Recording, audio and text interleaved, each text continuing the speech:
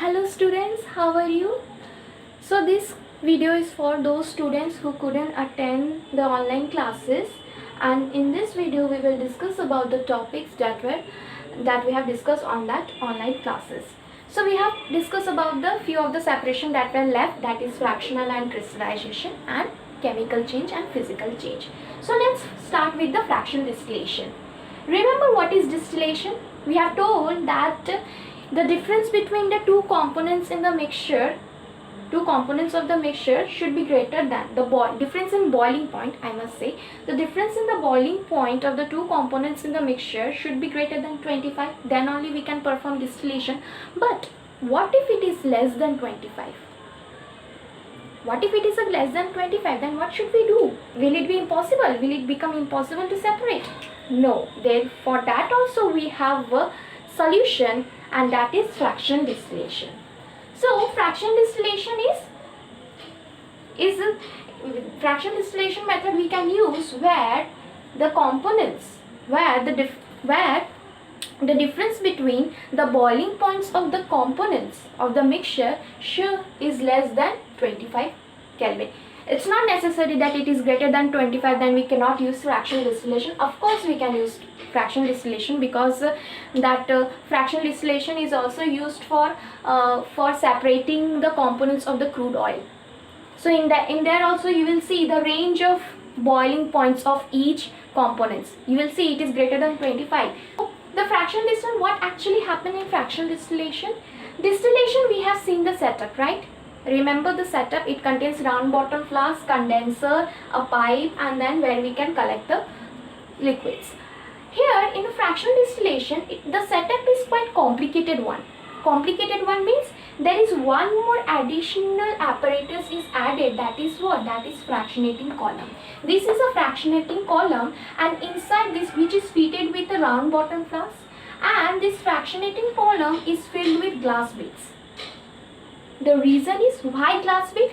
Because suppose you have taken two solvent, that is two mixture, two liquids, miscible liquids, that is acetone and benzene. Acetone and benzene.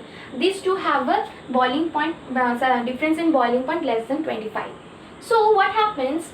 So once you started heating up the solution, the acetone will get, as it reached the boiling point, it get evaporated. But it doesn't mean that benzene won't. Benzene will also start evaporating. It will also start evaporating by acquiring the energy from the surrounding, and as a result, it will get evaporated with the acetone. But what happens? Since here it contains the glass beads, this glass bead, what does it do? What is the use of this glass bead? This provides a surface area for the vapor to cool. Vapor to cool and condense and increase the efficiency of the separation. What actually it does? The glass beads actually absorb the energy from the benzene, and this energy is acquired by the what? By acetone.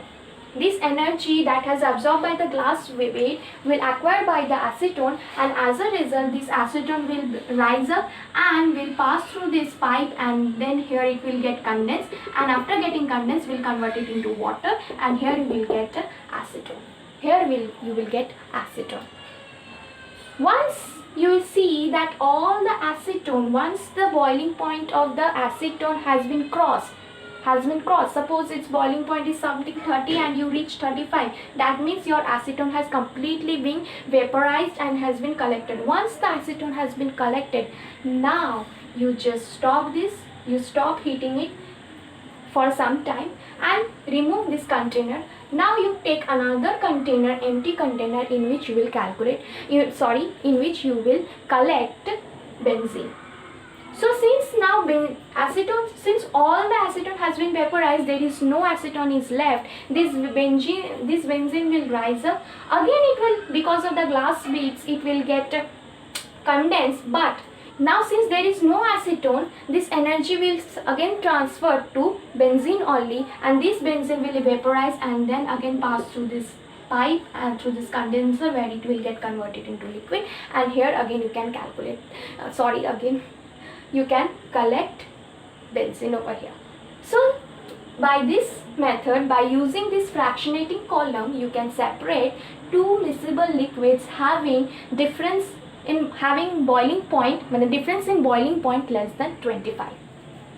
So in fraction distillation, first lower boiling point component is collected first. The one which is having very lower boiling point will be first collected, and the higher boiling point, suppose in the mixture two or more mixture is having a higher boiling point, will be collected at the last.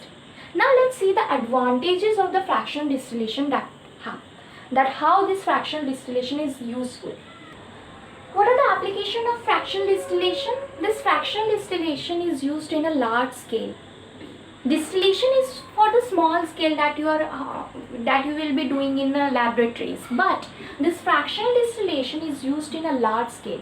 Like example, separating of a components of the crude oil. The crude oil that has been extracted from the sea, that crude oil contains the various components, and if you want to separate the components, then we will use fractional distillation. Second is also separation of the components of the air, that is different gases. If you want to get the different gases from the air, then the fractional distillation is the perfect one. What is actually happening? You are taking a air, it is given in the book, you will see there. Let me see if I can find the video, then I will upload through this. What it actually happens, this air, we will take air from the environment, and what we will do, we will compress and cool by increasing the pressure and decreasing the temperature. Remember in first chapter, I think you have learned that we can liquefy the air. We can convert air into liquid by compressing, by increasing pressure and decreasing the temperature. Right? Because this will decrease the kinetic energy, and as a result, the molecules will come closer and will get converted into, the state will get converted into liquids. Okay. Then as a result, due to increasing the pressure and the decreasing the temperature, the air will get liquefied. So we will get a liquefied air. Now this liquefied air is allowed to warm up slowly, not too fast, slowly in fractionating column. So in a fractionating column, the gases get separated at different height. Means the one which is having a lower boiling point will rises first and will get it separated, and one which is having the highest boiling point will get separated at the last. For example, let me show you here that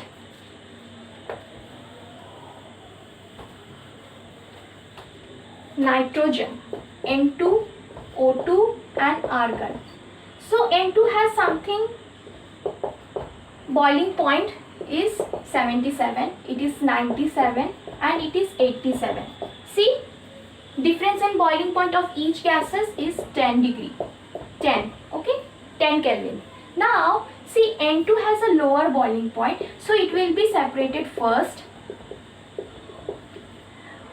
Argon being the second one, 87, after if we arrange them in a increasing order, the argon comes the next, so it will be second to be separated, and the last one will be the oxygen, who will separate it at the third, or I can say last. So in this way we can separate the components of the air through fractional distillation. Now comes to, okay, now we will discuss about the difference between the distillation, simple distillation and fractional distillation. Now comes to the difference between the fractional distillation and distillation, simple distillation. The major difference is difference in boiling point. Here even the mixture is if the difference of the boiling point between the components of the mixture is less than 25 Kelvin, we can use the fractional distillation. But for distillation, the difference in boiling points of the components of the mixture should be greater than 25. This is a major one. Second is complex setup, because fractionating column is required. Simple setup, no fractionating column is required. And what about the separation? Efficiency of separation, or I may say that purity of the separation, how much better separation. Fractional distillation gives a better separation than a simple distillation. The purity of the substances that you will get from the distillation will not be that much good. But in a fractional distillation, you will definitely get a better separation, or I may say the purity of the components will be high. Here the purity will be high, here the purity percentage will be quite less. So this is a major difference. Now comes to the crystallization. Now comes to the last, that is crystallization. What actually crystallization is? The crystallization is a difference in the solubility of the solid in a solvent. Difference in the solubility, because some are more soluble, some are less soluble. But it will appear soluble, but since if we decrease the temperature, the solubility of that particular solid will decrease. So difference in the solubility of the solid, we can use this process. This is a major principle of the crystallization. So what is the definition of the crystallization? The crystallization is a process of getting a pure solid crystal from impure substances through a saturated solution. What actually will happen? Suppose you are taking something impure solid, for example impure CuSO4. Okay, impure CuSO4, that is. Now what you will do, you will take a particular solvent. Solvent can be anything. It's not necessary the solvent it has to be water. It can be alcohol, it can be DCM, and it can be carbon tetrachloride, it can be chloroform, it can be anything. So now here you will get water. Okay, since it is soluble in water, so we will take water.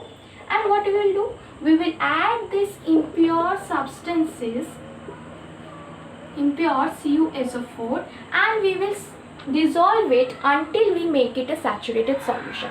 Once form a saturated solution. Okay,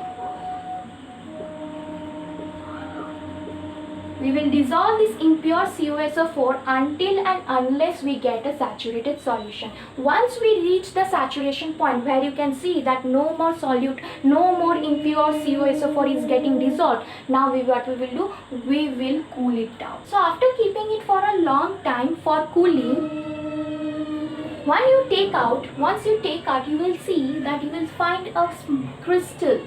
You will find a crystal kind of substances has been settled down at the bottom of the solution. And these crystals, the crystals that you will observe, these crystals are pure crystals. Pure crystals of what? Pure crystals of CuSO4.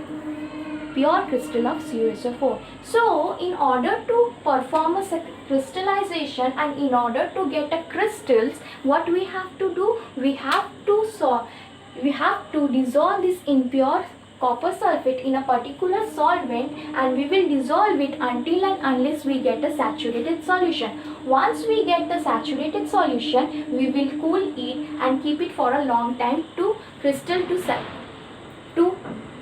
for giving it time to form a crystal.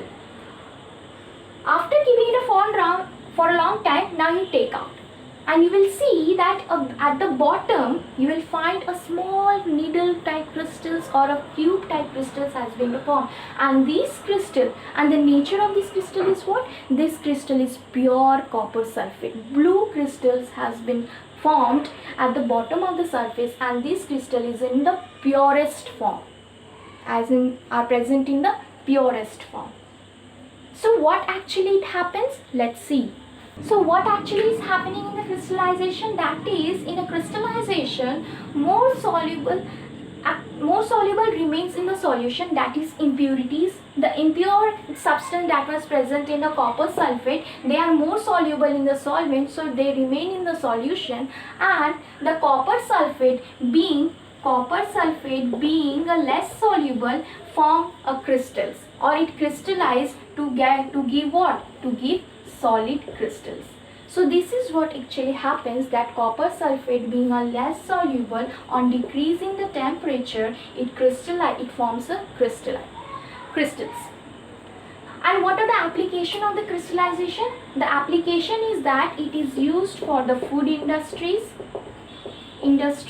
and pharmaceutical companies.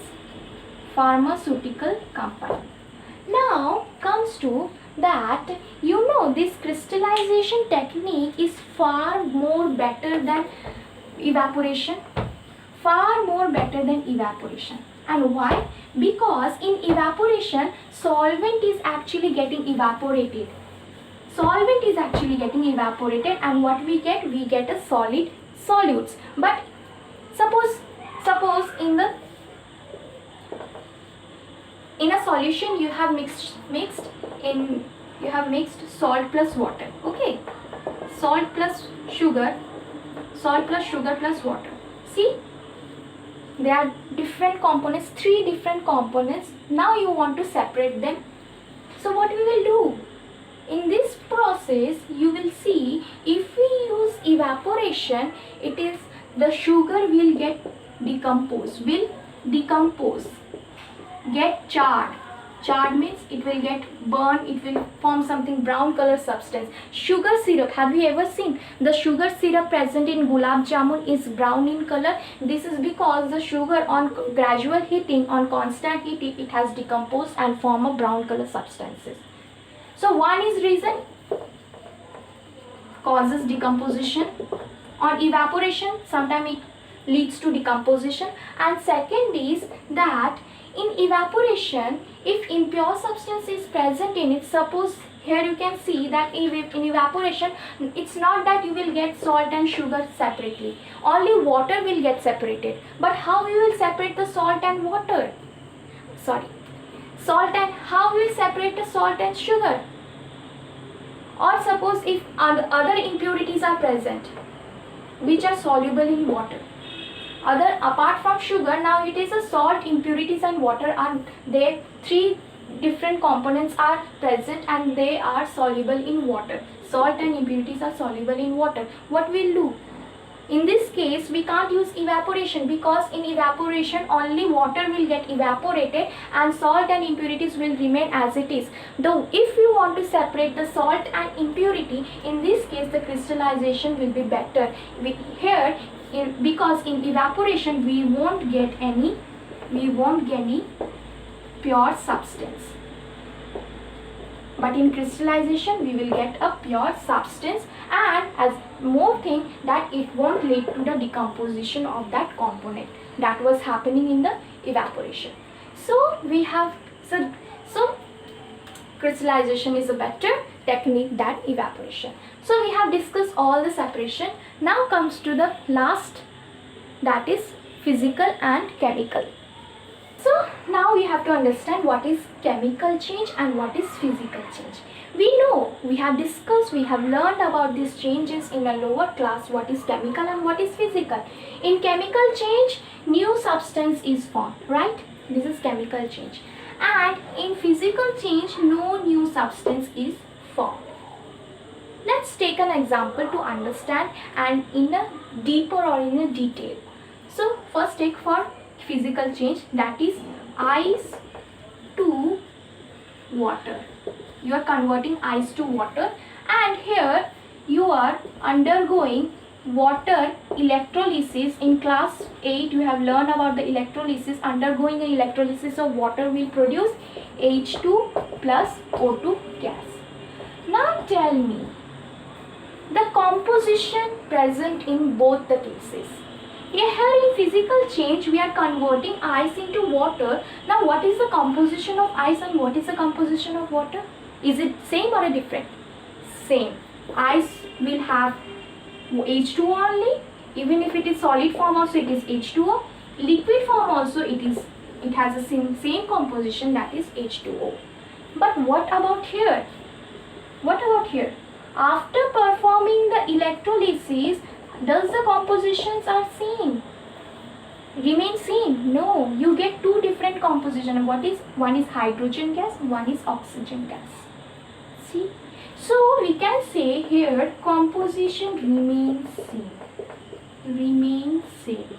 And since composition remains same, I have told you, I have discussed while discussing about the characteristics of a compound and an element, I have told you when composition remains same, the property also remains same, right? So here, since composition remains same, the chemical property remains same. Here chemical property remain same. But yes, remain same.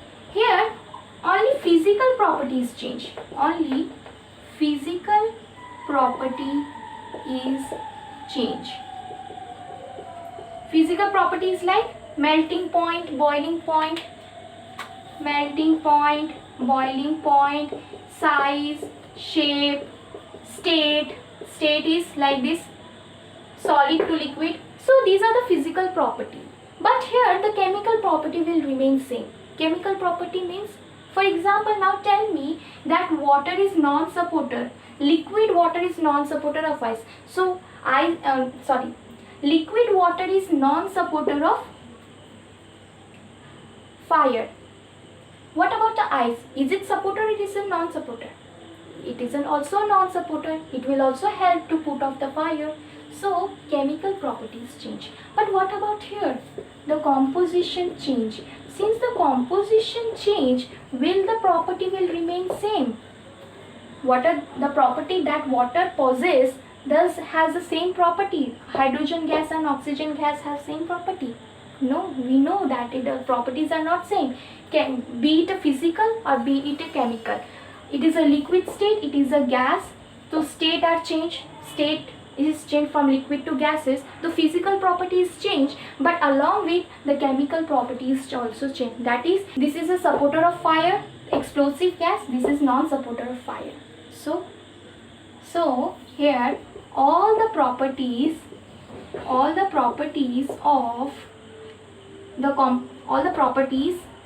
be it chemical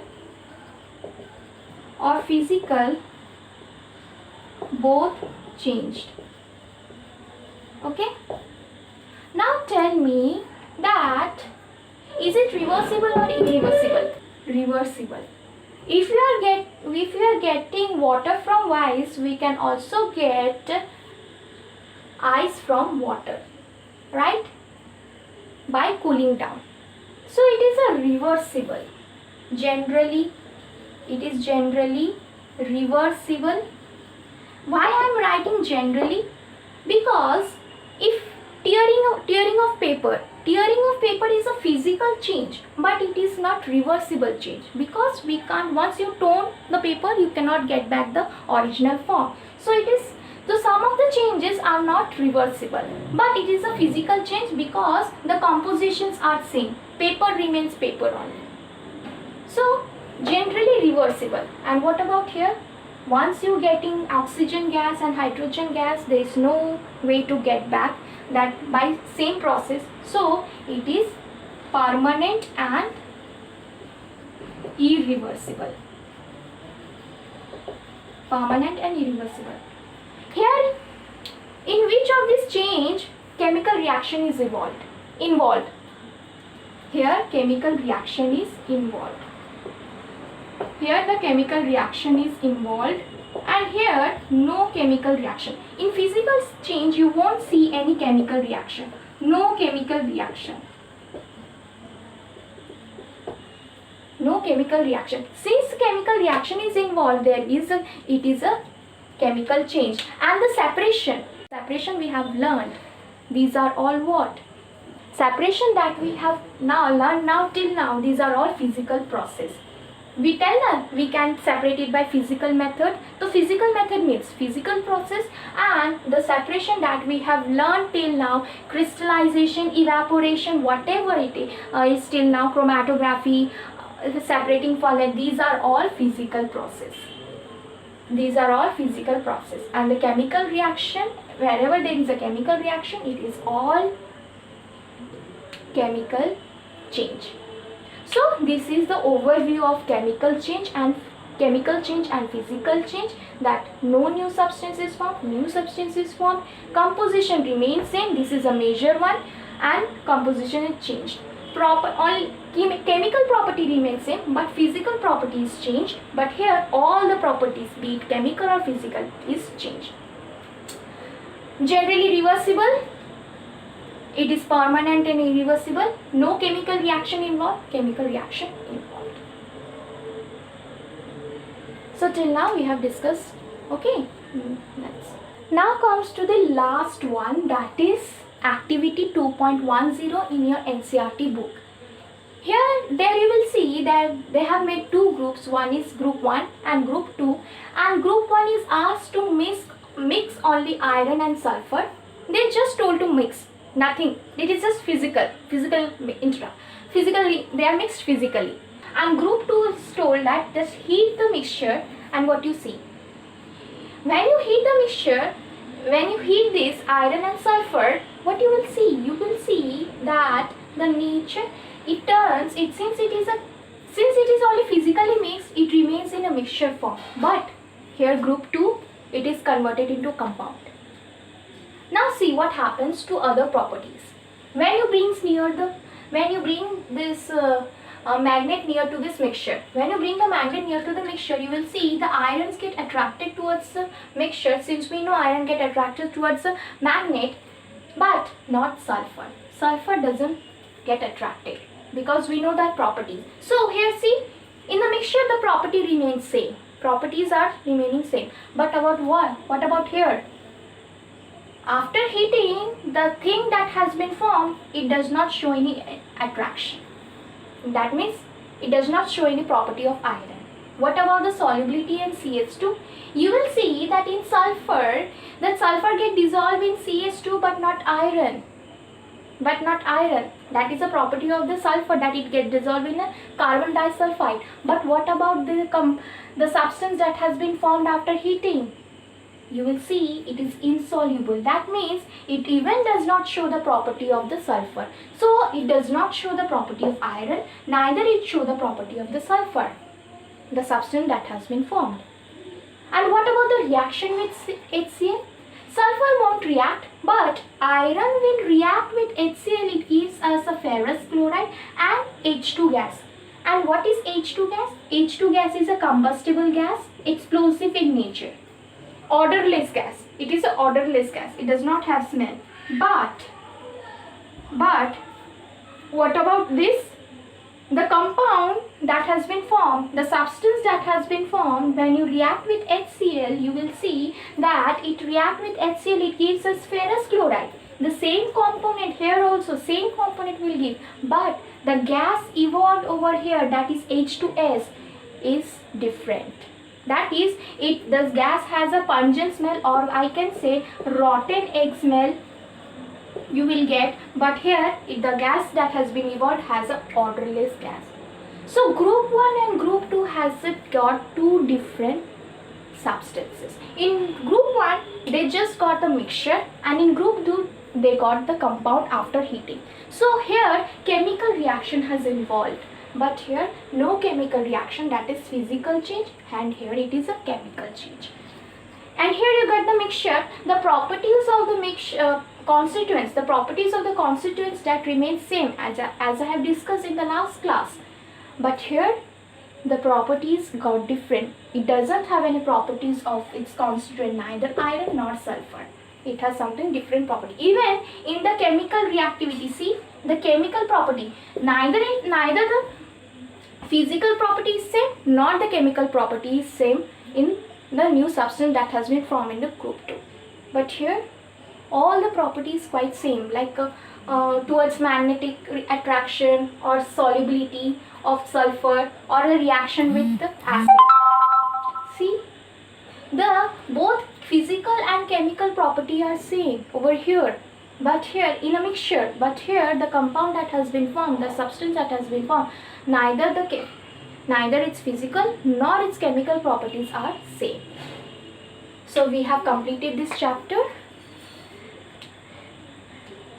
So now we will discuss about the NCERT, and of course we will take tests. I will take tests on this chapter.